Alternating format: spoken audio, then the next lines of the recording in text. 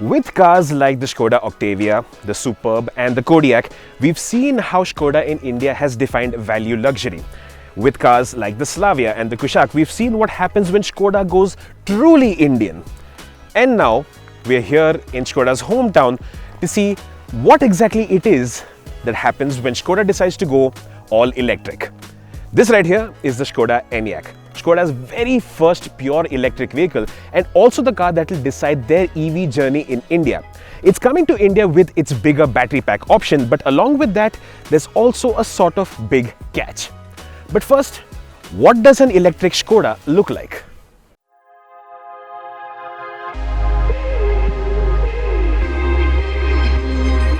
Well, it's still understated.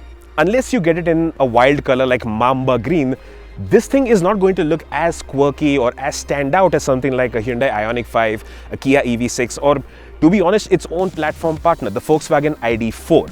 A lot of brands have chosen the shift to electric as an opportunity to leapfrog their design languages and go with something different entirely. That simply is not the case over here, although, truth be told, it is still a very good and very classy looking car. And it is still subtle, still subdued, and as you can tell already, still very much a Skoda. You can see the design similarities across the entire family range. And bear in mind, this is not the standard Enyaq. This is the Enyaq VRS. And even so, it's still got that subtle design language going all across the body. The one bit that is quite different over here though, is the front grille. With this shift, you can see this crystalline pattern, which does in fact light up quite lightly in the middle, and it does make this particular car look a lot more unique.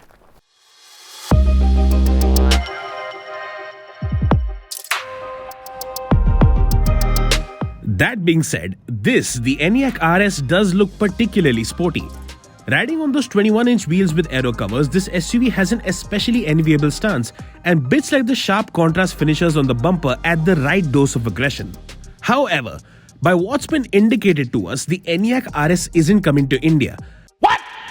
Probably because Skoda will be targeting corporate customers that generally veer away from shouty design elements. Still hope that light-up crystalline grille makes it though. And along those lines, Skoda should stick to 19 or at the most 20-inch wheels offered with the Enyaq, since these 21s would likely turn it into a tyre repair shop's wet dream in India. The boot space is generous with adequate room for two big suitcases and levers to flip the rear seats down if you need more. On to the interior now, and there are a couple of things that work quite well and some not so much. Let's talk about the negatives first.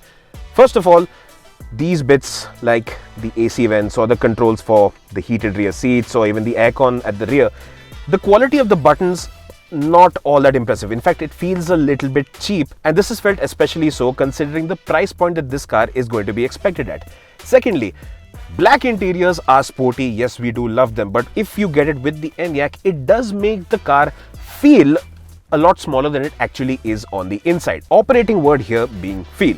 Which brings me to the flip side, the positive. While it may not feel all that spacious on the inside on first impressions, when you actually get into the seat, you realize that this is actually quite accommodating. No, at my height of 6.5 feet, it is not possible for me to sit behind my own driving position. But two 6-footers, one behind the other, absolutely no issues. Then if we get into the headroom, both at the front and the rear, you have got plenty of it. Even with my height of 6.5 feet and relaxing on the headrest quite comfortably, I still have headroom to spare. And that is definitely something impressive. But the one thing that stands out to me is that little bit of attention to detail that is required with BEVs. A lot of times we see with electric cars, because the battery packs are integrated into the floor pan, the seating position becomes a little bit knees up. That is still kind of the case over here, but under-thigh support has not taken the same kind of hit because Skoda's paid attention to lifting up the cushioning over here at the tip of the seat base just enough to ensure that you still have under-thigh support to spare. Then if we get into amenities for rear seat occupants, you do have proper sunblinds roll-out type at the rear. You do have rear AC vents along with heated rear seats in this spec. You do have an armrest with flip-out type cup holders and little things here and there like the seat back pockets, which have got separate for your knickknacks as well as a little pocket for your phone. You do have a proper panoramic sunroof to give you that enhanced sense of space on the inside. And most importantly, if you ever have a friend driving this car, you also have this little gap in the sports seat so you can annoy them.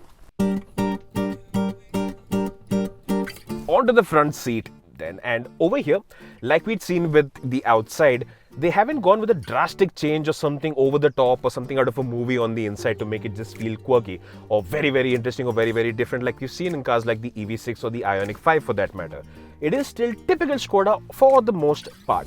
So bits like the steering wheel, or even if you look at the entirety of the center console, this stuff will look like anything you've seen in many Skoda cars, or the center console specifically will seem familiar if you've seen the dashboard of the Skoda Octavia. But then they've gone with some quirks along with the dashboard shape, like these flow of layers that they've integrated, just waves of dashboard that's happening all the way up there. And these are those little bit of quirks that they've included to make the Enyaq's cabin feel just that little bit different. The material quality on the inside is absolutely top notch. They've gone generous with the kind of leatherette padding that you've got throughout. The plastic quality for the doors and the door handles again feels properly top notch, no complaints whatsoever. And it's also rich in terms of amenities. So you do have a large heads-up display, you have this large touch screen, there's a decent sound system, it's got the full suite of ADAS features that you'd expect. And as aforementioned, you do have the panoramic sunroof. The one thing that's a little bit weird here is, yes, it does have a digital instrument cluster. But look at the size of this thing. It's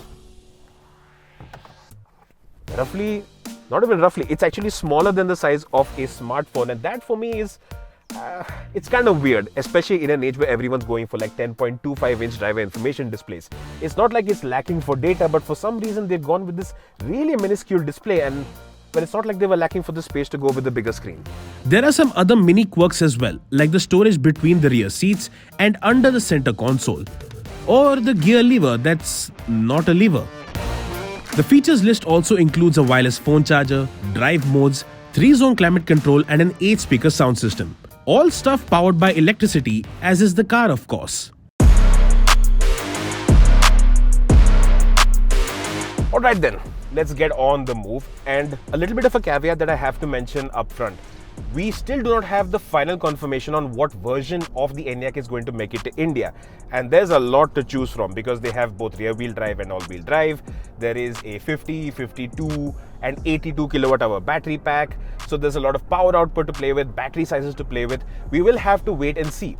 But the version that I'm driving right now is with the 80 kilowatt-hour battery pack. Well, a net 77 kilowatt hours to be more precise, good for a range of 500 to 550 kilometers on the WLTP test cycle, depending on the variant chosen. And if our experience with the Enyaq 5 is anything to go by, the Enyaq should deliver a real-world range of 450 to 500 kilometers quite easily.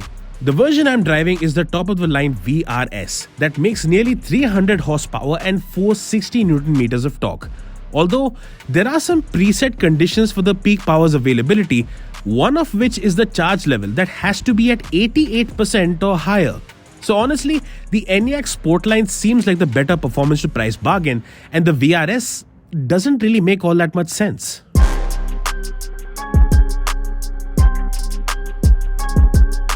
Now standalone, these figures do seem quite impressive, but you also have to bear in mind that this is a heavy electric car. And that output has a lot of weight to counter, and that's before I get into the car.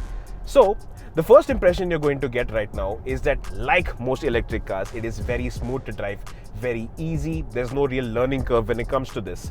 But at the same time, when you do try and get that excitement in the performance, the one thing that the Enyaq does very well, that almost I guess works to its disadvantage, is that it masks its speed really well.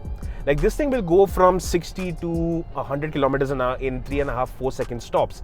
And while that is quick, and you can see the numbers rising up on the speedometer really nice and quick, you don't feel it from where you're sitting. Like right now I'm driving at, let's drop down a little bit to, let's say 70 kilometers an hour.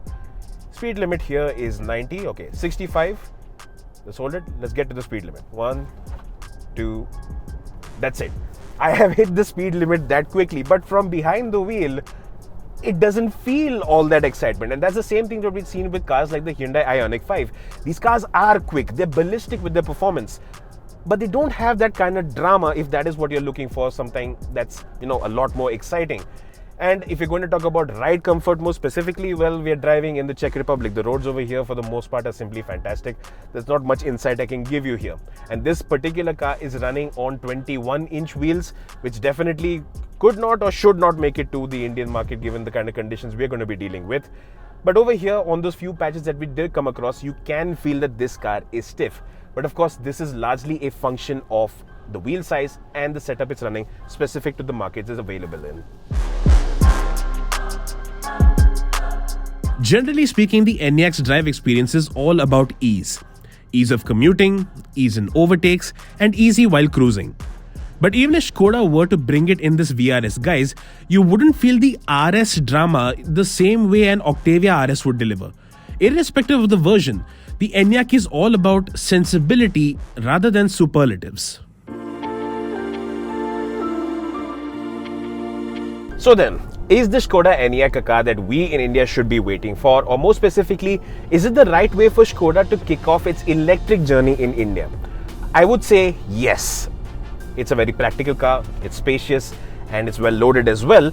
And while it may not be the most exciting thing to drive on the block, it is still giving you the right balance of usability, and also it feels familiar enough that if this is going to be your first EV, premium or not, it is going to feel very comfortable and natural to drive.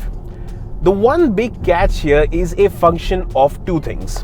One, it's coming with an 80 kilowatt hour battery pack, which is a good thing. But two, it's coming in as a direct import CBU, which means the Enyaq is going to cost a pretty penny. And at that price point, if you want a car that is subtle and understated in its design, not really screaming out anything about the technology it's packing, that is great. That is definitely something that the typical Skoda customer may actually want and expect by default. But at its expected price point, it'll feel like a great car, but in comparison to the alternatives available, like the Ioniq 5 or the Kia EV6, it may not feel all that special.